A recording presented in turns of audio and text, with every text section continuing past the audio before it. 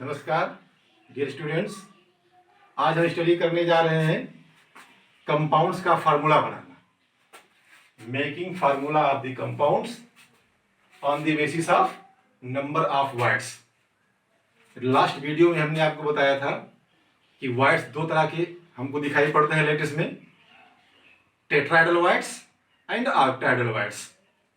और हम ये भी बताया था आपको कि किसी लैटिस में जितने स्फेयर्स होते हैं, ये आपको स्फेयर दिख रहे हैं, जितने स्फेयर्स होते हैं उतने ही ऑक्टाहेड्रल वर्ड्स होते हैं।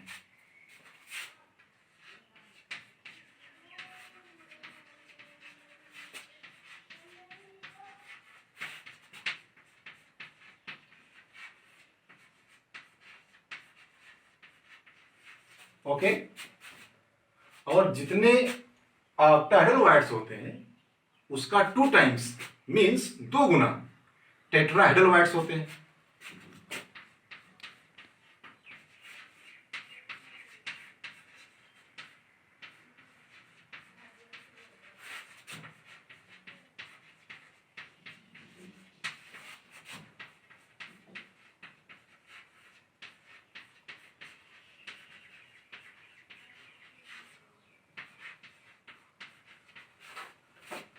अब अगर हमारा सॉलिड जो है वो एक आयनिक सॉलिड है, मीन्स अगर वो कैटायन और एनायन से मिलकर बना हुआ है, तो हम ये जानते हैं anions are larger and cations are smaller.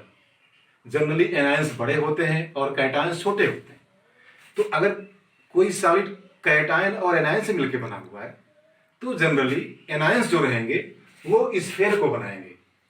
Means जो हमारा यहाँ स्फेयर है, जो लैटिस है, वो लैटिस एनायन से मिलकर बनी होगी या वो स्फेयर एनायन से मिलकर बना होगा। ओके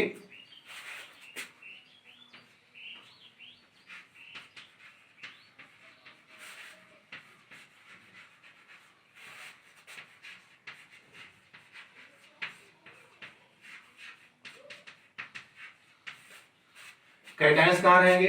कैटायंस छोटे होते हैं एनायन से। ये कैटायंस जनरली वाइड्स पे रहते हैं। वाइड्स, टेट्राहेड्रल वाइड्स या ऑक्टाहेड्रल वाइड्स, यहीं पे बैठे रहेंगे कैटायंस। अगर बहुत छोटा कैटायन है तो वो टेट्राहेड्रल वाइड पे रहेगा, और अगर थोड़ा सा बड़ा कैटायन है तो जनरली वो ऑक्टाहेड्रल वाइड पे रहेगा।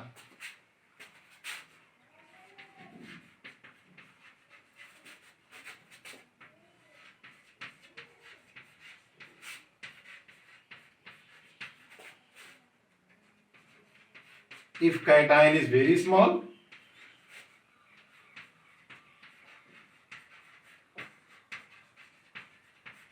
तो ये कहां पे रहेगा?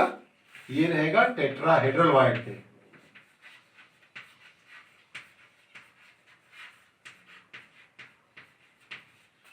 और अगर थोड़ा सा बड़ा कैटायन है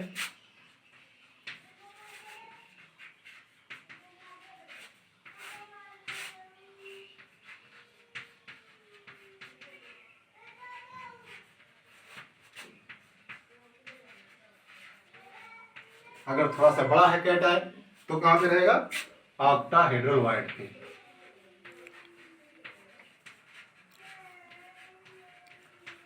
ओके अब जो कंपाउंड का फार्मूला होगा वो डिपेंड करेगा कि कितने ऑक्टाहेड्रल वाइड्स ऑक्युपाइड हैं या कितने टेट्राहेड्रल वाइड्स ऑक्युपाइड हैं। इसी पे डिपेंड करेगा कंपाउंड का फार्मूला।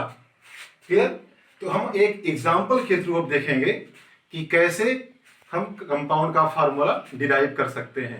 ओके तो हम यहां पर एक एग्जांपल देख रहे हैं। तो ये है एक क्वेश्चन है, a compound is made up of 2 elements x and y। Atoms of the element y as anions, यानी y यहां पर एक एनायन है, negative ion. Atoms of the element y as anions form CCP। CCP means cubic close packing lattice, यानी FCC lattice. Question कह रहा है कि atoms of element y form CCP, यानी y CCP लैटिस बना रहा है। And those of the element x, जो हमारा एलिमेंट x है, एज कैटायंस, वो कैटायन की तरह है, मीन्स पॉजिटिव आयन की तरह है, ऑक्यूपाई ऑल द ऑक्टाहेड्रल यानी X जो है वो कैटायन की तरह जितना ऑक्टाहेड्रल वाइट्स है सारे के सारे वाइट्स को कवर किया हुआ है, वहां बैठा हुआ है। What is the formula of the compound, इस बेसिस पे हमको कंपाउंड का फार्मूला बनाना है। ओके, तो अकॉर्डिंग टू क्वेश्चन Y हमारा यहाँ पर एनायन है जो कि लैटिस को बना रहा है, यानी स्फीयर जो है वो Y से मिलकर बना हुआ है। X हमारा यहाँ पर कैटायन है जो कि सभी ऑक्टाहेड्रल वाइट्स पे बैठा हुआ है। तो हम कैसे बनाएंगे फार्मूला? फार्मूला बनाने का मतलब हम टोटल नंबर ऑफ X और टोटल नंबर ऑफ Y दोनों का पता लगा लें, वही जो होगा फार्मूला हो जाएगा। क्लियर? देखते हैं कैसे सॉल्व करेंगे।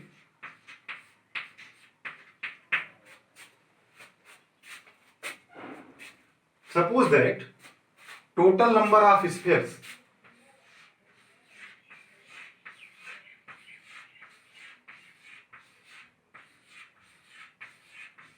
ये लैटिस है, जो बना रहा है कौन? Y बना रहा है लैटिस। तो हम मान लेते हैं कि इस लैटिस में टोटल स्फीयर्स n है, small n।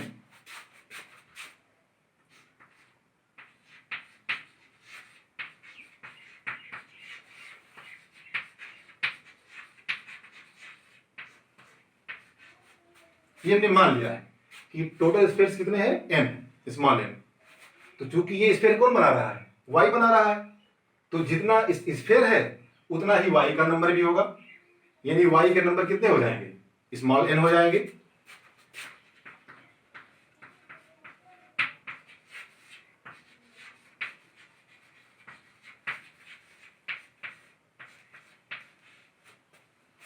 Number of atoms of Y equal to n। Clear? अब हम ये जानते हैं कि जितने स्फीयर होते हैं उतने ही ऑक्टाहेड्रल वाइट्स भी होते हैं। स्फीयर कितने हैं? स्मॉल n, तो ऑक्टाहेड्रल वाइट्स कितने होंगे? वो भी स्मॉल n होंगे। मींस नंबर ऑफ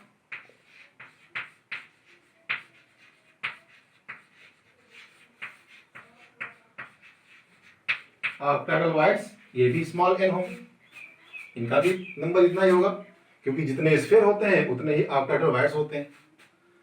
अब हम Y का नंबर तो पता लगा लेंगे, n है। X का नंबर कितना होगा? अकॉर्डिंग टू क्वेश्चन X कहां बैठा हुआ है? X occupies all the octahedral voids, यानी जितने ऑक्टाहेड्रल वाइट्स हैं सब पर X बैठा हुआ है। तो जितने ऑक्टाहेड्रल वाइट्स होंगे उतना ही X होगा। क्लियर? कितने ऑक्टाहेड्रल वाइट्स हैं? n है, इसका मतलब X का नंबर भी कितना होगा? n होगा।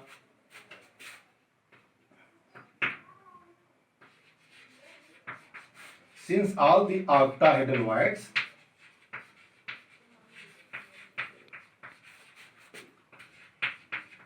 occupied by X, therefore total number of atoms of X ये भी कितना होगा? नंबर ऑफ ऑक्टाहेड्रल वाइट्स के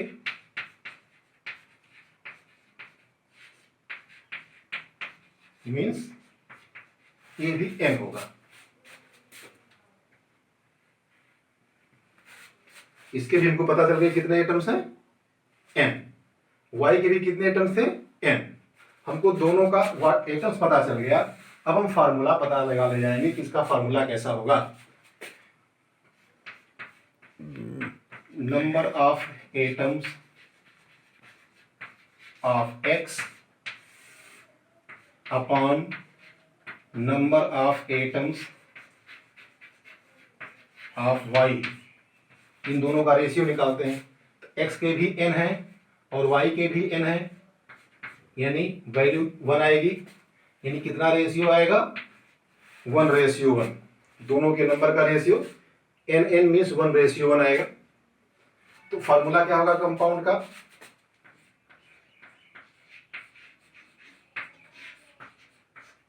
X का भी नंबर 1 है, Y का नंबर भी 1 है। This means formula XY।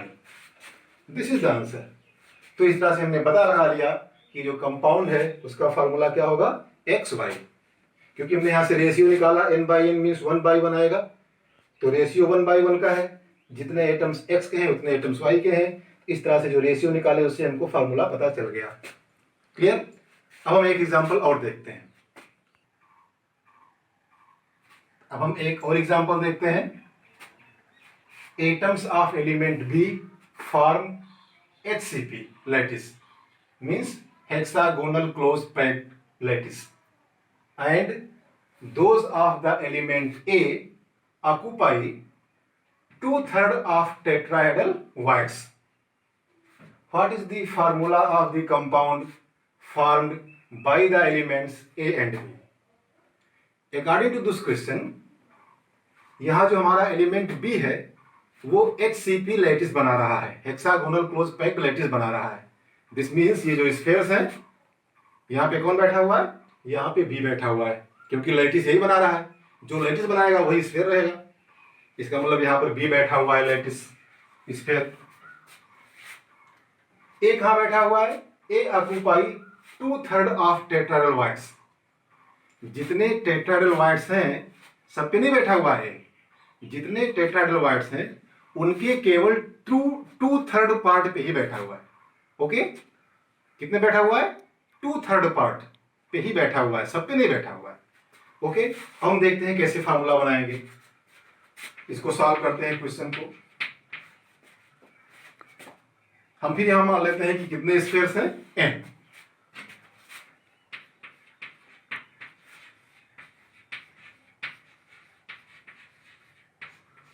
ये हमने n मान लिया। Suppose that number of spheres equal to n।